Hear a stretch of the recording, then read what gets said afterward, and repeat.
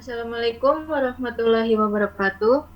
Kami dari kelompok 9 mohon izin untuk mempresentasikan hasil diskusi kami mengenai audit energi engineering pembangkit generator PT PLN berpendingin hidrogen dengan produk sampingan yang dimanfaatkan menjadi oksigen.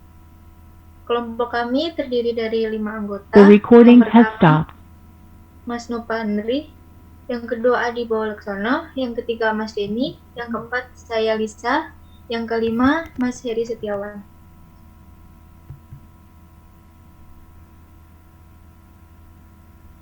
Latar belakang dari pembahasan kami yaitu pada beberapa pembangkit listrik PLN terdapat instalasi hidrogen plant yang mengubah H2O menjadi hidrogen sebagai produk utama yang digunakan sebagai pendingin generator listrik.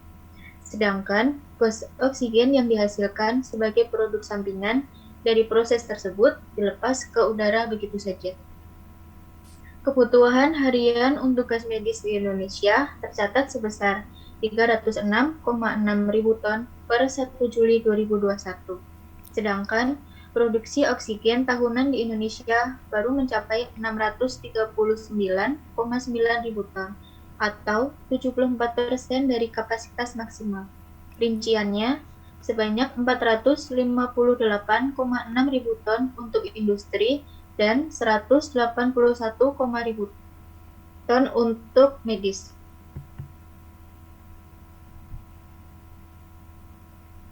Ledakan kasus COVID-19 yang terjadi di tanah air sejak Juni hingga Juli 2021 lalu menyebabkan kebutuhan oksigen medis meningkat. Indonesia mulai mengalami kelangkaan oksigen medis. Krisis pasokan oksigen yang saat ini terjadi dikarenakan kenaikan kebutuhan oksigen pada second wave COVID-19 membawa kekhawatiran meningkatnya fatality karena ketiadaan pasokan oksigen. Hal ini mendorong PT PLN Persero untuk membuat terobosan yaitu mengubah gas hasil olahan menjadi oksigen medis.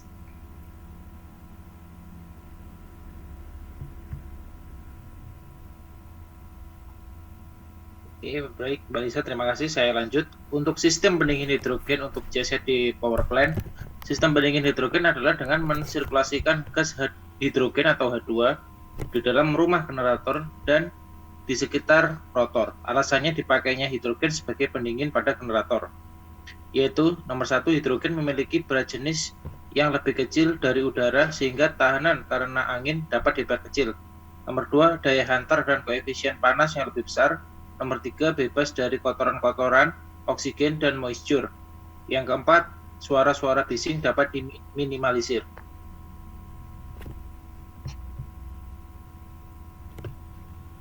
Ini adalah prinsip kerja proses elektrolisa dan pemurnian oksigen. Yang pertama yaitu dengan prinsip kerja elektrolisa air murni untuk dilakukan pemisahan gas sehingga dihasilkan gas hidrogen dan oksigen. Yang kedua yaitu prinsip kerja pemurnian oksigen hasil elektrolisa dengan metode PSA atau Pressure Swing Absorption. Pada pembangkitan di PT PLN Persero yaitu sering dipakai dengan metode elektrolisa seperti yang contoh pertama.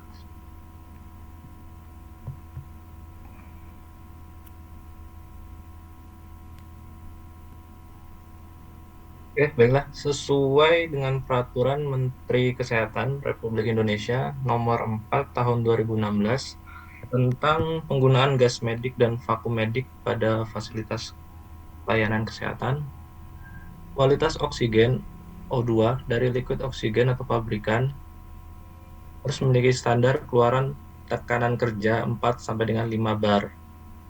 Untuk komposisi unsur, untuk oksigen pabrikan harus memiliki purity di atas 99,5%. Kemudian karbon dioksida di bawah 5 ppm, karbon monoksida atau CO di bawah 5 ppm, dan lain sebagainya.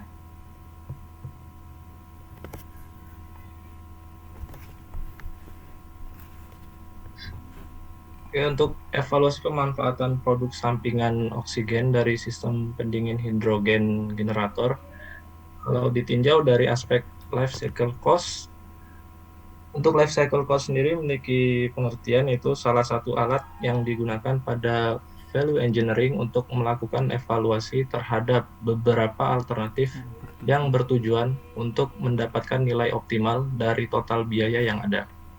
Dengan penurunan biaya 5-10% dari biaya yang dikeluarkan pada masa operasional bangunan. Kirch 1995. LCC tersusun dari biaya awal, biaya perawatan, dan operasional, maintenance and operational cost, biaya perubahan dan penggantian, serta nilai sisa atau salvage value. Pemanfaatan produk sampingan gas oksigen dari hasil proses pengolahan elektrolisis H2O menjadi hidrogen sebagai senyawa pendingin untuk generator pembangkitan listrik.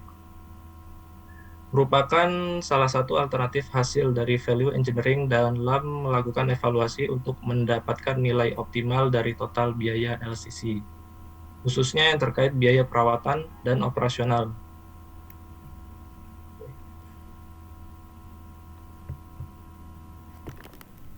Baik, akan saya lanjut untuk potensi hasil produksi O2 pada beberapa power plant di Pulau Jawa. Dari contoh data yang ada, maka potensi produksi O2 dapat diperhitungkan adalah 1.254 ton per hari atau 457.710 ton per tahun, atau jika dikonversikan dalam bentuk jumlah tabung ukuran 6 meter kubik, 150 bar adalah 53.363 tabung per tahun.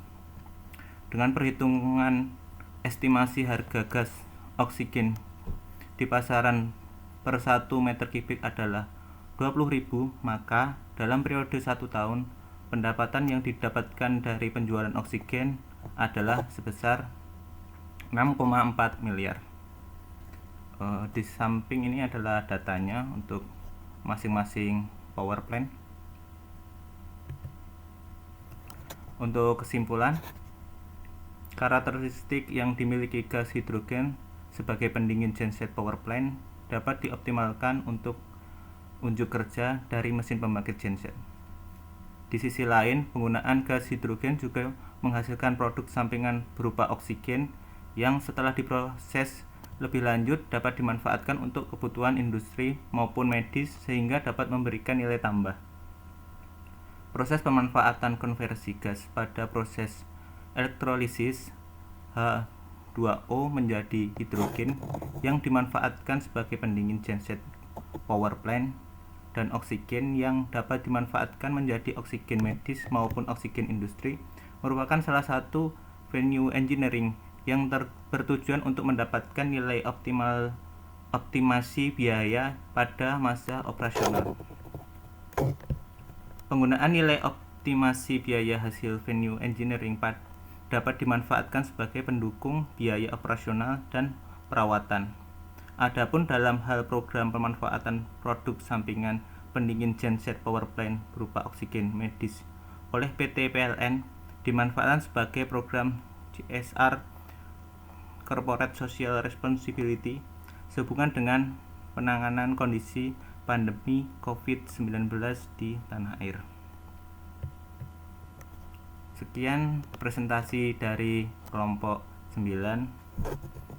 Terima